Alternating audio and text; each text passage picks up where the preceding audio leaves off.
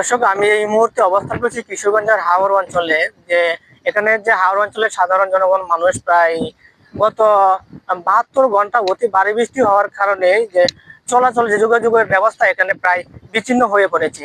আমি এখন একটি হাওরের একটি রাস্তার মধ্যে দাঁড়িয়ে আছি। আপনাদের কিছু আমি এই রাস্তাটা দেখাতে চাই যে এখন কিন্তু এই রাস্তাটা গতকাল কিন্তু এই রাস্তার মধ্যে গাড়ি চলাচল করতো, কিন্তু এখন গাড়ি চলাচল তো একদম যোগাযোগের ব্যবস্থা বিচ্ছিন্ন হয়ে গেছে গা। আমরা যদি এইগুলো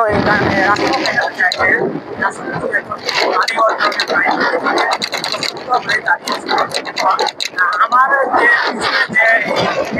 যে পানি, এটা কিন্তু এমন অবস্থায় ছিল না। এখানে গত 2 দিন আগে কিন্তু প্রায় শুষ্ক অবস্থায় ছিল। এখন গত 72 ঘন্টা পানি অতিবাহিত হওয়ার কারণে কিন্তু প্রায় দেখা যাচ্ছে পানিগুলো রাস্তার দিকে অগ্রসর হচ্ছে। এভাবে যদি প্রায় 3 দিন বৃদ্ধি পায় তাহলে বর্ষায় প্রায় গড়িয়ে আসতে পারে এই হাওর অঞ্চলের দিকে, এবং অতি তাড়াতাড়ি কিন্তু বর্ষা হয়ে যাবে। আর একটা লক্ষ্য হচ্ছে যে হাওর অঞ্চলের দুইটি মৌসুম দেখা যায়। একটি মৌসুম হলো শুষ্ক অবস্থায় এবং বর্ষা অবস্থায়।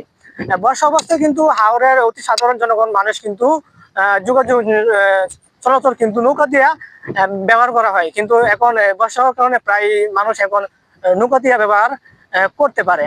তো এই হলো কিশোরগঞ্জের সর্বশেষ তথ্য। জাকির হোসেন রায়হান, কিশোরগঞ্জ জেলা প্রতিনিধি, সবার কথা নিউজ।